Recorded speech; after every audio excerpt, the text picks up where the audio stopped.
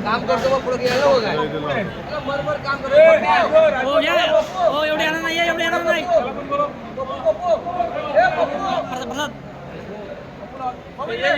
आदमी ना किती थांब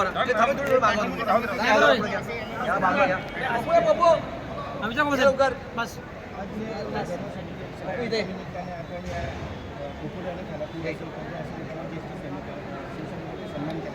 काय प्रयोजनाने काय आपला मनामध्ये की सन्मान राहिला पाहिजे आणि त्याचा उद्देश तरी काय?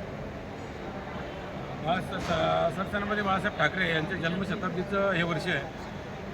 100 वर्षाचा वटवृक्ष आणि ती लोकांपर्यंत जाणीव राहावी, बाळासाहेबांचे विचार लोकांपर्यंत टिकावेत की ज्या शिवसैनिकांनी आयुष्यभर बाळासाहेबांच्या विचारांना ऐकून संपूर्ण शिवसेनेचं काम केलं, ज्यांनी कधीही कुठल्याही संकटाला डगमगले नाहीत. कितीही मोठमोठे इलेक्शन आले, कुठले ग्रामपंचायतचे असो, झेडपीचे असो, आमदारकी असो, त्यांना कुठेही कुणी कुठलं आमिष दाखवलं तर ते सडेतोडपणे उत्तर देणारे जे शिवसैनिक होते की ज्यांनी आयुष्यभर आपलं रक्त त्यांच्यासाठी घटवलं, ज्या शिवसेना प्रमुखांच्या विचारांसाठी, त्यांचा सन्मान होणं जन्मशताब्दीनिमित्त हा त्याच्यामागचा हेतू होता. आणि त्यांना जे सन्मान म्हणून जे काय दिलं त्याच्यामध्ये एक तुळशीचं रोप असेल, एक बाळासाहेबांची फ्रेम असेल आणि त्याच्याचबरोबर एक शाल असेल.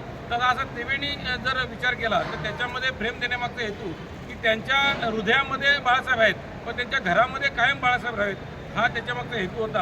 आणि तुळशीचं रोप देण्यामागचा हेतू असा होता की तुळशीचं रोप हे प्रत्येकाच्या दारात असतं आणि ते ऑक्सिजन पुरवठा करत असतं. तसा या शिवसेनेचा सगळ्यात खरा जर ऑक्सिजन कुठला असेल तर तो ज्येष्ठ शिवसैनिक आहे. आणि त्या ज्येष्ठ शिवसैनिकाला त्याचं एक प्रतीक म्हणून आम्ही तुळशीचं रोप दिलं आहे. आणि शाल ही भगव्याची निशाणी आहे आणि भगवी शाल देऊन त्यांचा एक चांगला सन्मान करण्याचा हेतू या कार्यक्रमाच्या माध्यमातून होता आणि तो आम्ही पूर्णत्वास नेला. मामा काय सांगेल, काय त्यांना वाटलं होतं हा हॉल भरेल की नाही, पण आज काय वाटतं भावना नेमकी? हॉल भरण्याचा प्रश्न नव्हता, उलट अजून नियोजन चांगलं केलं असतं तर हे हॉल कमीच पडला असता. कारण ह्या हॉलमध्ये असलेल्या खुर्च्या ह्या जितक्या लावल्या होत्या त्या पूर्ण होऊन लोक तितकीच उभी होती आणि काही लोक बाहेरही उभी होती. याचा अर्थ असा आहे की जे शिवसेना संपले म्हणणार आहेत त्यांना दाखवून देण्याची वेळ होती की निष्ठावंताची जेव्हा ही शिवसेना कधी संपू शकत नाही, त्याचं नेतृत्व मी करतोय, त्याचा मला अभिमान आहे. आणि त्या अभिमानाचं कुठंतरी अभिमान वाटतो म्हणून या शिवसैनिकांचा दर वर्षाला मी सन्मान करीन हा माझा संकल्प आहे. आणि तो संकल्पी आज मी इथून आजच्या या कार्यक्रमातून जन्मशताब्दीच्या माध्यमातून करतोय. पुढील काळात आपण शिवसेनेने काय आव्हान कराल?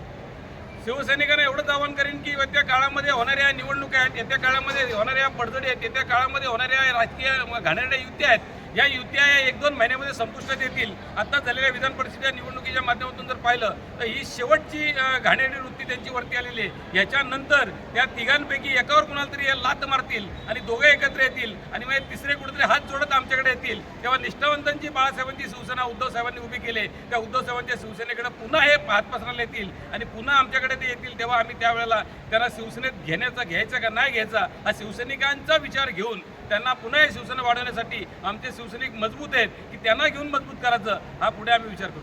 मामा, नोकर भरतीसाठी शिवसेना कायमच आक्रमक भूमिका घ्यायची, पण मधल्या काळात शिवसेना अशी आक्रमक दिसली नाही. काय अनेक तरुण बेरोजगार आहेत, या ठिकाणी औद्योगिक नगरी आहे पण शिवसेना आक्रमक नाही, काय सांगाल याबाबत? शिवसेना ही आक्रमकच आहे. शिवसेना कधीच आक्रमक म्हणजे आक्रमक नाही असं म्हणायची वेळ आली नाही. पण शिवसेना आक्रमक असून, शिवसेनेचं नेतृत्व आक्रमक असून, शिवसैनिक आक्रमक असून आताची जी परिस्थिती जर पाहिली तर या परिस्थितीचं एवढं घाणेरडं राजकारण झालेलं आहे की यांनी प्रत्येकाने ज्या काही शासकीय संस्था आहेत मग त्याच्यामध्ये आता पोलीस स्टेशन असेल, तहसीलदार असेल, त्याच्यामध्ये कलेक्टर असेल किंवा त्याच्यामध्ये इतर सगळ्या औद्योगिकरणाच्या ज्या संघटना असतील किंवा कामगार संघटना असतील किंवा त्याचबरोबर त्यांना हाताशी धरून ईडी असेल, सीबीआय असेल, या सगळ्या गोष्टी हाताशी धरून यांनी घाणेरडं राजकारण करून चांगले लोक या राजकारणात टिकून आहेत म्हणून त्यांच्यावर दबावाचं तंत्र वापरून जर आमच्यासारख्याने आंदोलन केलं तर आम्हाला वेगळ्या चुकीच्या केसेसमध्ये अडकवून कुठंतरी हे आंदोलन थांबवण्याचं किंवा आम्ही चांगल्या लोकांसाठी धावतोय, काम करतोय, हे होऊ नये हा त्याच्यामागचा हेतू या लोकांचा आहे. पण थोड्या दिवसांनी हे संपतील